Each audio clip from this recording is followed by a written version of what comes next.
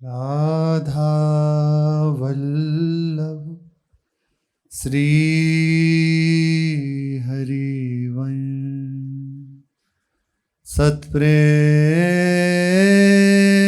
सिंधु मकरंद रसोगधारा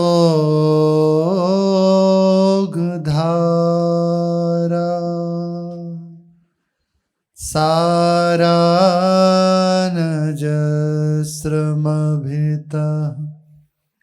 स्रवदाश्रितेषु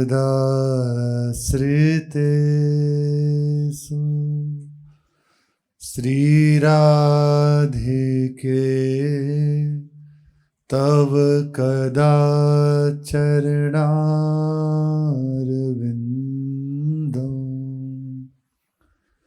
गोविन्द जीवन धनो शिरसा वहामि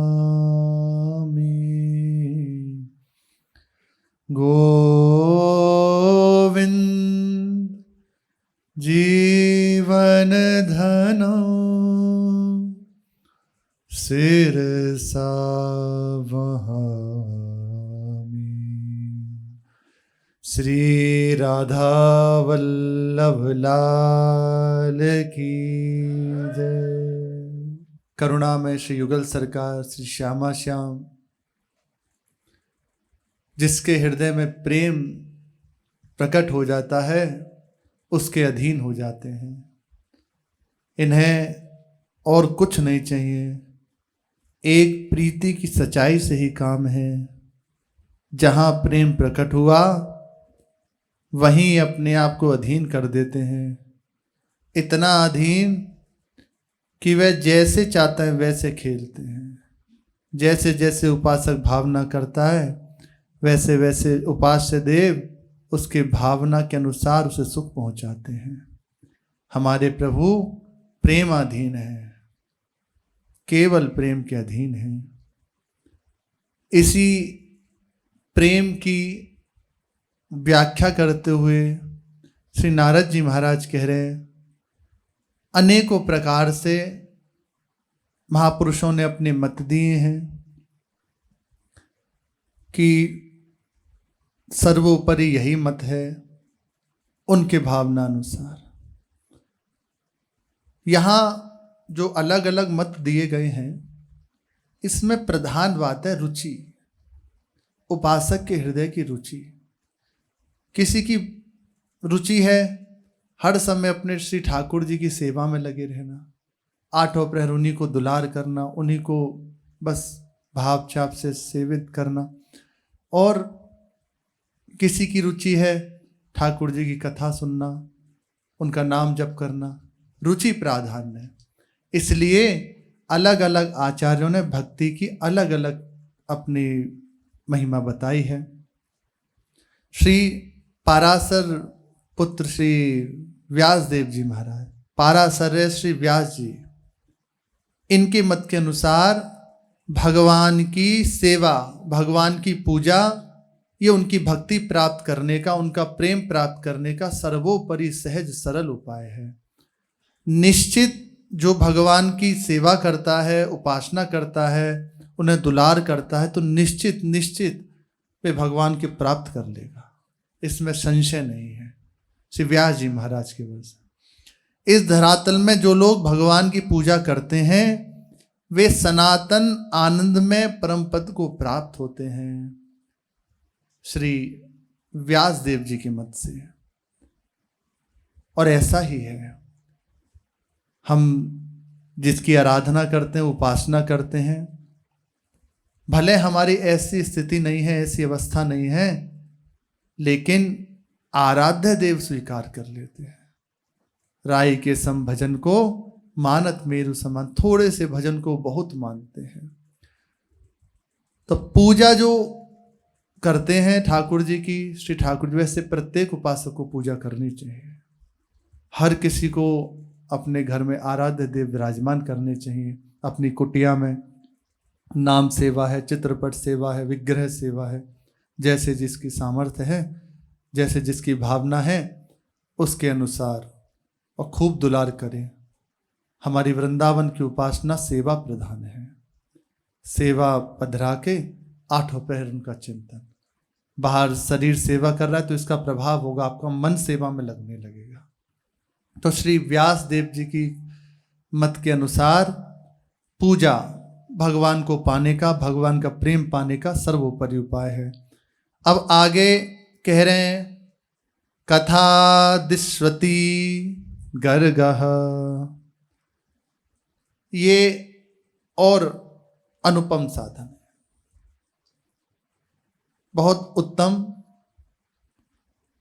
सभी उत्तम है, जिसको जहां रुचे, पर महामहिमाशाली है। श्री गर्गाचार्य जी के मत से भगवान की कथा आदि में अनुराग होना ही भक्ति है। हम भगवान की कथा सुन रहे हैं, उसमें हमारा अनुराग है। श्री गर्गाचार्य जी कहते हैं यही भक्ति है, यही सर्वोपरि भक्ति है। कथा बड़ी दिव्य और अलौकिक वस्तु है। तब कथामृतम तप्त जीवनम, मानो सब हो रहा है और कथा सत्संग जीवन में नहीं है तो अधूरापन है, और कुछ नहीं है, कुछ नहीं बन रहा आपसे, कुछ नहीं बन रहा। हृदय भी ठीक नहीं है, कोई साधन भजन भी नहीं होता, भगवान की कथा सुनने में रति है बस।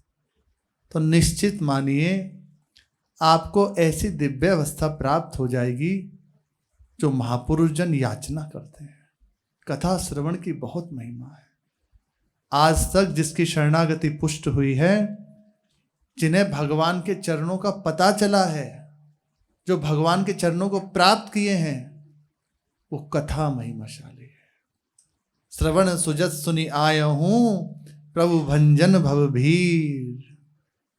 कानों से हम जब कथा सुनी तो लगा अब हमारी बात बन जाएगी। शरणागत वत्सल प्रभु हमारा त्याग नहीं करेंगे, हमें अपना लेंगे, अपने चरणों में रख लेंगे, बस इसी से शरणागति पुष्ट हो जाती है। पूजा कैसे करनी चाहिए, कैसी भावना होनी चाहिए, कथा बता देगी। कथा में आप बैठ जाइए तो क्या विधि है, क्या निषेध है, क्या सेवा अपराध है, ये सब आपको कथा में सुनने को मिल जाए। कैसे ठाकुर जी को दुलार करें। भक्तों के चरित्र जब सुनते हैं तो हमारे हृदय में बड़ी उत्साह वृत्ति जागृत होती है। ऐसा दुलार भक्तजन करते हैं, मैं भी कब करूँगा।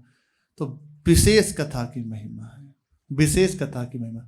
आप एकांत में साधन भजन परायण हैं और कथा जीवन में नहीं है ना, तो रंग नहीं आएगा, पक्की बात है, कमी बनी रहेगी।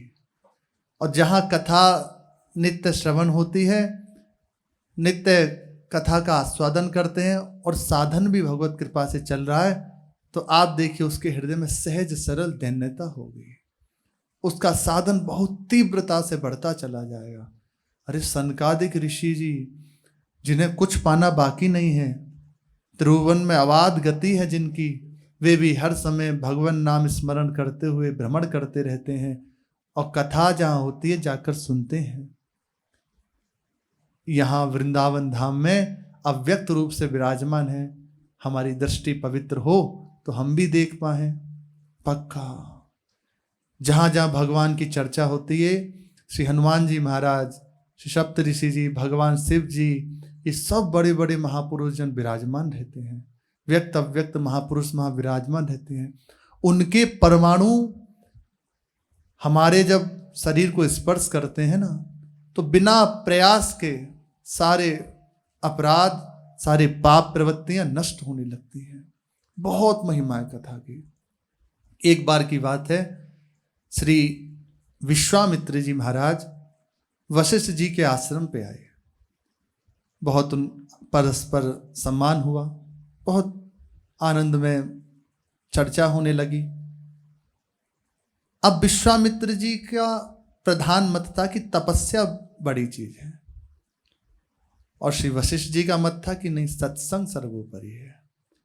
अब ये तो गंभीर विषय धारण कर लिया, चर्चा शुरू हुई थी, अब इस विषय में गंभीरता होती चली गई। अब ये प्रसंग बहुत गंभीर हो गया। बात हुई कि कौन इसका निर्णय करे, तो विचार हुआ कि भगवान शेष जी जो निरंतर भगवान के नाम का स्मरण करते रहते हैं, और सनकादिक ऋषि बड़े बड़े परमहंस कोटि के महापुरुष भी उनके चरणों में बैठकर सत्संग श्रवण करते हैं। बड़ी महिमाशाली श्री शेष जी महाराज निरंतर नाम का स्मरण करते रहते हैं। इतना जल्दी जल्दी नाम का स्मरण करते हैं, इतना उन्हें आस्वादन नाम का मिलता है कि जिह्वा से लार बहती है, उसका कुंड बन गया है, अमृत में कुंड है, वहां संभालते भी नहीं है, इतना तीव्रता, नवम नवम नामों का स्मरण करते रहते हैं।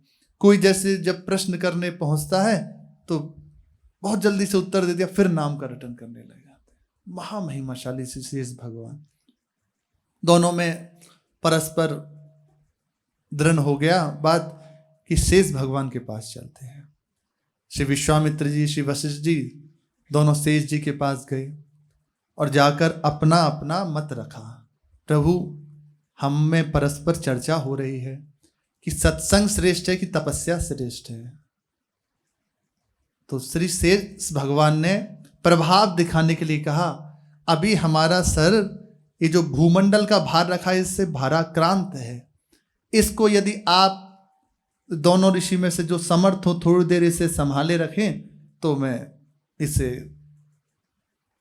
आपके प्रश्न का उत्तर देता हूं। यदि थोड़ा मेरा भार कम हो तो विचार करूंगा, फिर आपको उत्तर दूंगा, ऐसा कहा। तो श्री विश्वामित्र जी ने कहा, हम 1000 वर्ष की तपस्या का फल देते हैं, ये भूमंडल स्थिर हो जाए। कुछ नहीं हुआ तो शांत हो गए। 1000 वर्ष की तपस्या का फल, बहुत उग्र तपस्वी हैं श्री विश्वामित्र जी, और शास्त्रों में उनकी महिमा सुनो। प्राणायाम पूर्वक 1000 वर्ष तक तपस्या, एक पैर से खड़े होकर केवल वायु का आहार करके ब्रह्मर्षि पद पाने के लिए। उसमें विघ्न जैसा आया, पर ब्रह्मा जी प्रकट हुए और महर्षि पद देकर चले गए, पर संतोष नहीं हुआ क्योंकि ब्रह्मर्षि पद चाहिए था। आहार नहीं किया था 1000 वर्ष तक। आहार करने बैठे ही उसी समय इंद्रदेव ब्राह्मण का शरीर धारण करके आए और आहार मांग लेकर चले गए। कोई भी हृदय में क्षोभ नहीं, आहार दे दिया, फिर तपस्या में लग गए। वायु का भी भक्षण बंद कर दिया, 1000 वर्ष तक उग्र तपस्या करे। इतने घोर तपस्वी, अद्भुत तपस्वी श्री विश्वामित्र जी महाराज, गाधी पुत्र श्री विश्वामित्र जी महाराज, महान तपस्वी। कहा 1000 वर्ष की तपस्या हम देते हैं, कुछ नहीं हुआ। पृथ्वी अपनी ज्यों की त्यों रही। श्री वशिष्ठ जी की ओर दृष्टि से देखा, उनने कहा, मैं अपने आधे क्षण के सत्संग का फल देता हूं, ये पृथ्वी स्थिर हो जाए। वैसे स्थिर हो गई। जो ही इतना कहा, ऐसे ही स्थिर आकाश में हो गई पृथ्वी। बस शेष भगवान ने कहा, अब भी कोई प्रमाण बाकी है? विश्वामित्र जी श्री वशिष्ठ जी के चरणों में पड़ गए कि जय हो प्रभु आपकी। सत्संग महामहिमाशाली है। श्री भगवान की दिव्य लीला महिमा, उनके गुण और नामों के कीर्तन तथा श्रवण में मन लगाना निसंदेह भक्ति का प्रधान लक्षण है। 7 दिन में भगवत साक्षात्कार स्वरूप बोध श्री परीक्षित जी महाराज को हो गया, कथा की कृपा से। गोकर्ण जी की कृपा से धुंधकारी को 7 दिन में भगवत पार्षद देह प्राप्त हुए, भगवत धाम चले गए। अरे बहुत महिमाशाली, आज तक गणना नहीं की जा सकती, असंख्य जिसका भी परिवर्तन हुआ सत्संग की कृपा से। करमेती बाई जी के पिता परशुराम जी कथा कर रहे थे, उसी कथा के प्रसंग में चल रही थी बात ठाकुर जी के रूप सौंदर्य की, कि इतने सुंदर हैं, ऐसा श्रृंगार किए हुए हैं, अमुक स्थान में रहते हैं। और वे जो डाकू था बचते बचाते भागते हुए कि राजा के सिपाही पीछे लगे हुए थे, आके कथा के बीच में बैठ गया। अब उस प्रसंग को तो भूल गया कि सिपाही पीछे लगे हैं। रूप सौंदर्य सुना श्री ठाकुर जी का, उसकी चर्चा सुनी, जैसे जैसे बता रहे इतने आभूषण पहने हुए हैं और ऐसा ऐसा इतना सुंदर है पर बहुत चतुर है। उन्होंने कहा बस अब इसी को लूटना है। दृढ़ कर ली बात हृदय में। देखो सत्संग का प्रभाव कि अब इसी को लूटेंगे। थोड़े ये भीड़ कम हो तो पंडित जी से एकांत में मिलते हैं, पूछते हैं ये बालक कहाँ रहता है, और कह रहे हैं कि गैया चराता है। फिर तो और आसान है, ऐसा भी नहीं कोई रक्षक रहते हो, आसान बात है ये तो, बिल्कुल सरल है। सत्संग विश्राम हुआ, वो सीधे परशुराम जी महाराज के चरणों में गए और उनसे पूछा कि प्रभु अभी आप सत्संग में कोई चर्चा कर रहे थे, एक बालक है नीले रंग का और ऐसे ऐसे सुंदर आभूषण धारण किए हुए है, कहाँ रहता है? उन्होंने जब दृष्टि से देखा तो समझ गए भगवान की कृपा हो गई इसके ऊपर, भगवान इसे अपनाना चाहते हैं। उन्होंने कहा क्या करोगे? लूटूंगा। उन्होंने सोचा कि मैं तो चर्चा अंदर ही विचार कर लेंगे, मैं तो चर्चा कर रहा था द्वापर की, पर इसने विचार कर लिया आज भी है, बस इसका भाव नहीं तोड़ेंगे।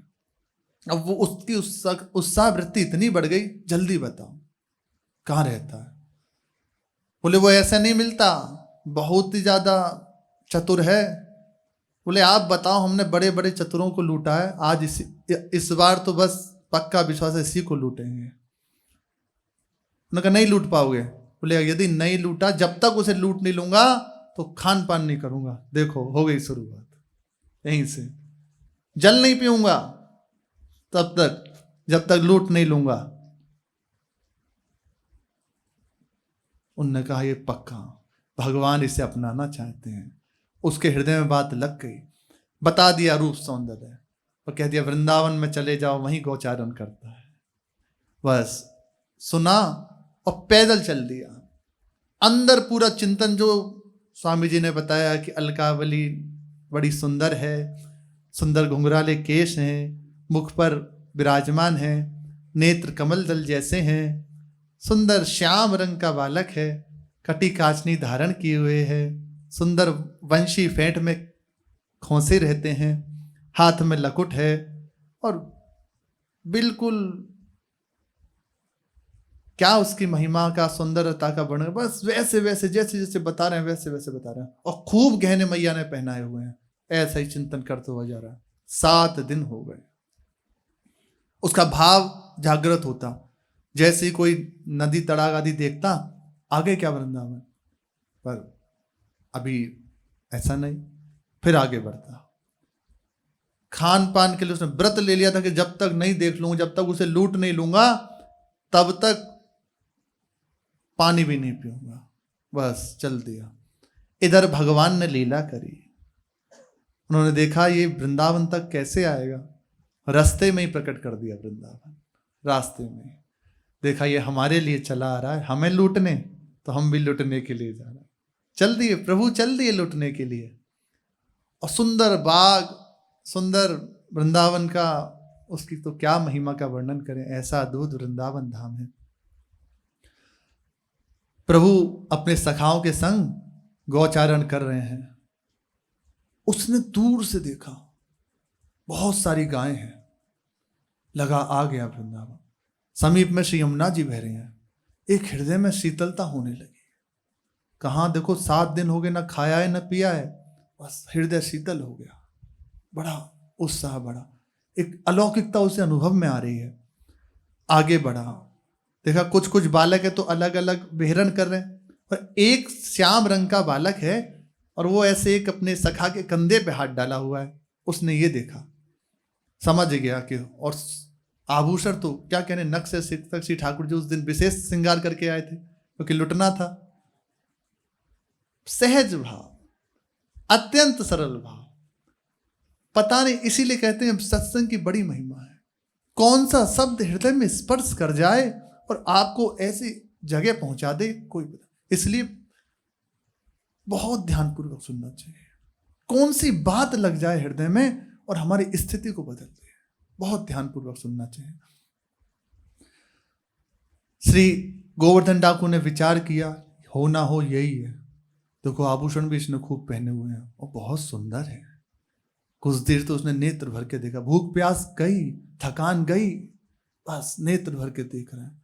फिर एकदम याद आया कि अरे सम्मोहित क्यों होता है, अंदर आ रहा है कुछ है इसमें, कुछ ना कुछ तो है इस बालक के अंदर, मेरे हृदय में ऐसा आनंद हो रहा है। और नहीं नहीं, पर वो स्वभाव एकदम हावी होता, पहले इसे लूट लूं, फिर भूख भी लगी है। आगे बढ़ा और सीधा लठ लेके खड़ा हो गया ठाकुर जी के सामने। ठाकुर जी बस ऐसे उसकी ओर देखे और मुस्कुरा के कहा, कौन हो भैया तुम, कैसे आए? उन्होंने कहा, मैं डाकू हूं, मैं चोर हूं, तो मैं लूटने आया हूं। बोले तू चोर है तो मैं तो से बड़ो चोर हूं। और हैं ब्रज के महान, सबके हृदय का आकर्षण करने वाले, सबके हृदय को चुरा लेने वाले, सबके हृदय के पापों को चुरा लेने वाले, अरे महामहिमशाली प्रभु चोर हैं, पर चित्त रूपी वित्त को चुरा लेने वाले चोर हैं। बोले हम तो से बड़े चोर हैं। बोले तुझे मेरे से भय नहीं लगता? बोले भय काय को करें तो से कहा हम डरें? अब वो तो ठाकुर जी हैं।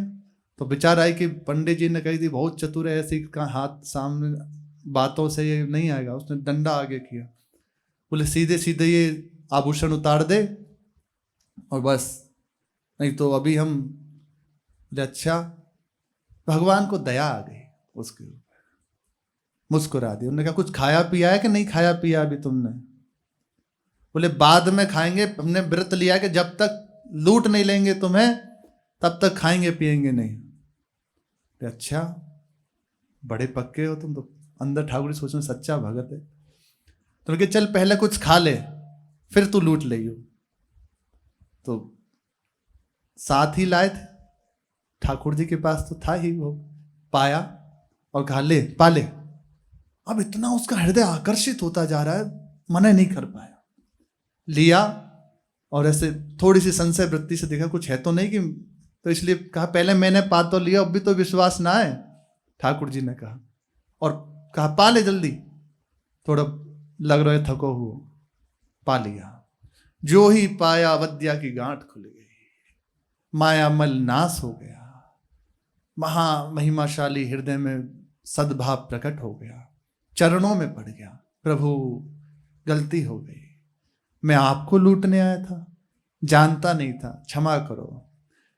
ठाकुर जी ने कहा कि तू हमें लूटने आया था, देख हम लुट गए तेरे से, आज से तू मेरा सखा मंडली में विराजमान हो गया। और ले सारे आभूषण उतार लिए। बोले अब नहीं चाहिए, अब क्या करूंगा, आप कृपा करो सदैव आपके समीप रहूं।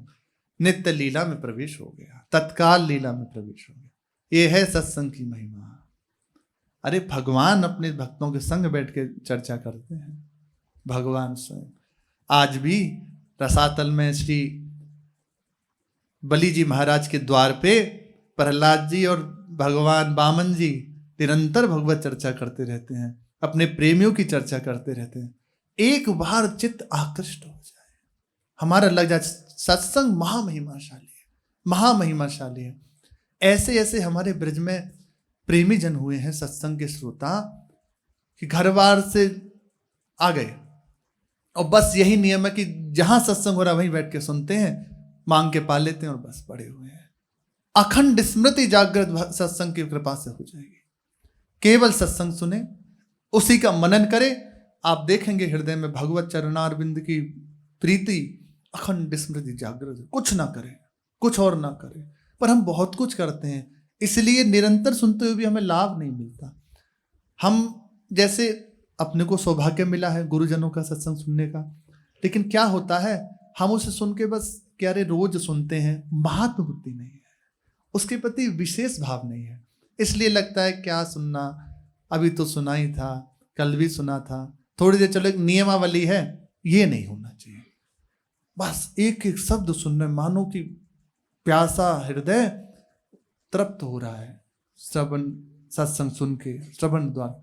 इसी के द्वारा जब हम भगवत चर्चा सुनते हैं ना, प्रभु बैठ जाते हैं, आके हृदय में आकर बैठ जाते हैं और संपूर्ण अविद्या की गांठ को काट देते हैं और प्रकाशित हो जाते हैं। सत्संग महामहिमाशाली है। भगवान की दिव्य लीला महिमा, उनके गुण और नामों के कीर्तन तथा श्रवण में मन लगाना निसंदेह भक्ति का प्रधान लक्षण है। संसार में अधिकांश मनुष्य तो ऐसे हैं जिन्हें भगवान और भगवान की कथा से कोई मतलब ही नहीं है। कैसा देखो वो देश है, कैसे वो लोग हैं, भगवत चर्चा नहीं है, जानते ही नहीं भगवान भी है कोई, केवल पशुवत जीवन, अपने ऊपर विशेष कृपा है। इसी से तो देखो अनुभव हो रहा है भगवान की बड़ी कृपा है, हमें अपने श्री धाम में रखा, यहाँ भगवत चर्चा सुनने को लिए हमें अवसर प्रदान किया, अपने प्रेमी जनों का संग दिया। अहेतु की कृपा भगवान की है। दिन रात विषय चर्चा में ही उनका जीवन बीतता है, विषय क्रिया में ही उनका जीवन बीतता है। ना तो वे कभी भगवान का गुणगान करते हैं और ना उन्हें भगवत चर्चा सुहाती ही है।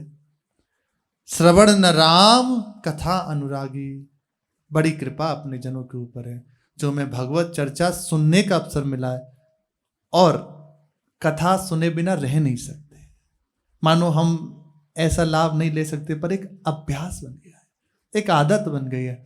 अगर चर्चा ना मिले तो हृदय में व्याकुलता होती है, आज सत्संग नहीं हुआ, महाराज जी का जैसे 3 दिन से सत्संग नहीं हो रहा, तो एक तड़प है कि महाराज जी की से चर्चा क्यों नहीं हो रही।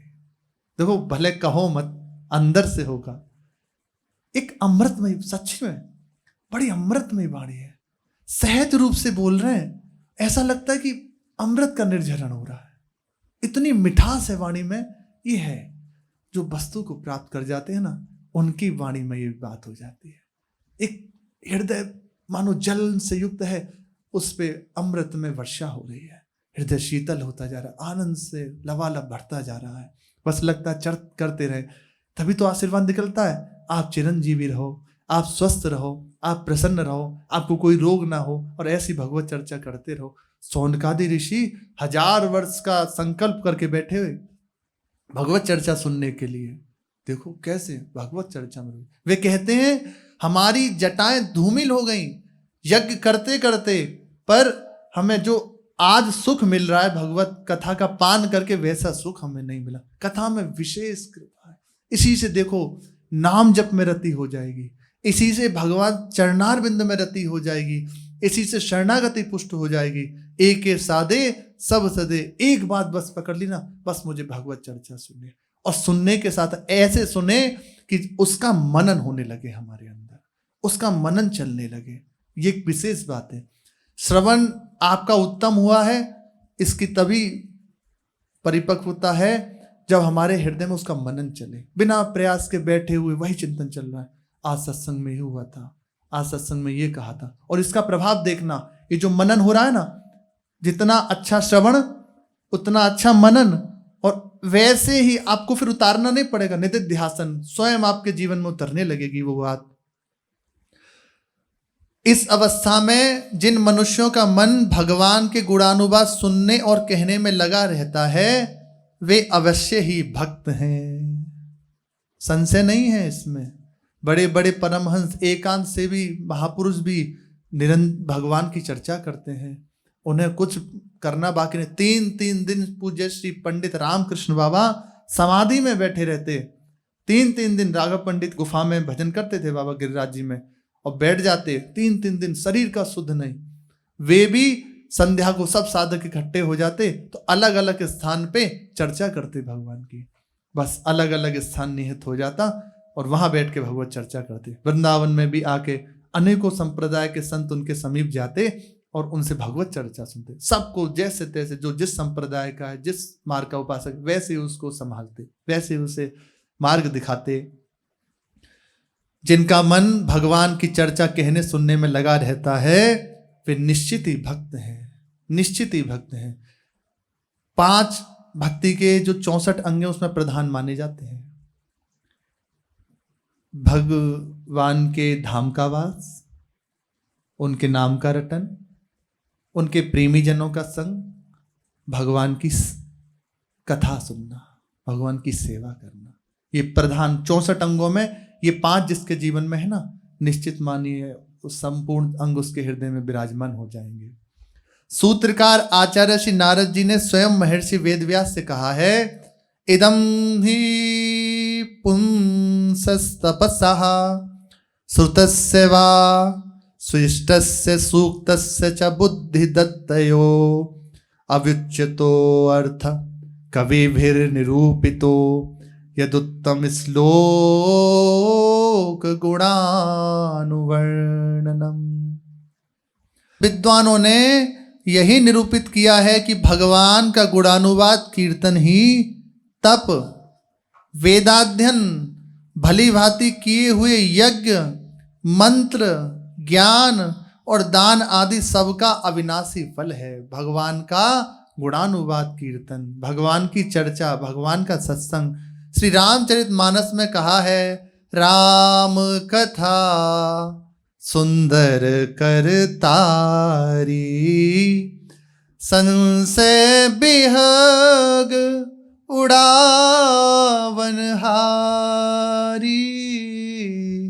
संशय बिहग उड़ावनहारी। भगवान की कथा सुंदर करतारी है। इस संशय रूपी जो विहंग हैं, पक्षी हैं, इनको उड़ाने के लिए अत्यंत महामहिमाशाली है। भव सागर चह पार जो पावा, राम कथा ताका दृढ़ नावा। जो इस भवसागर से पार होना चाहते हैं, भगवान की कथा उनके लिए सुंदर सुदृढ़ नौका है। कुछ नहीं करना और नियम ले लो, बस हमें भगवान की चर्चा सुननी है, भगवान का नाम जप करना है, भगवान का उच्छिष्ट पाना है, जैसे बनेगी सेवा करें, बस पड़े रहो, निश्चित भगवत प्राप्ति हो जाएगी। हम नहीं कह रहे, शास्त्र कह रहे हैं, संतजनों ने कही है, गुरुजनों ने ऐसा कही है, उनके बल पे, उनकी बात पे हम अपने जन कह रहे हैं। केवल भगवान की चर्चा सुनता रहे, इसी से महामंगल हो जाएगा। अरे शिव जी को क्या करना बाकी है, निरंतर भगवान की चर्चा करते रहते हैं, निरंतर श्री सुखदेव जी के प्रसंग में आता है, ये लीला सुख है, श्री जी की इच्छा से ये यहाँ रसास्वादन कराने के लिए रसिकों को प्रकट हुए। एक बार नारद जी महाराज कैलाश पे गए, तो वहां भगवान शिव थे नहीं, कहीं गए हुए थे। अब नारद जी महाराज तो नारद जी महाराज है, वे जो करते हैं सब भगवान की किसी न किसी लीला संपादनार्थ करते हैं। माता पराम्बा थी, उनसे कहा आज प्रभु नहीं है। उन्होंने कहा प्रभु कहीं गए हुए हैं। ये कहाँ गए हैं? ये तो हमें सही से नहीं बताया, पर कहीं गए हैं और शीघ्र ही आ जाएंगे। तो उन्होंने कहा माता जी मैं एक प्रश्न पूछूं आपसे, प्रभु आपसे प्रेम करते हैं? अब देखो भगवान कुछ करना चाहते। उन्होंने कहा हाँ बहुत प्रेम करते हैं हमसे, बहुत प्रेम करते हैं। और आप?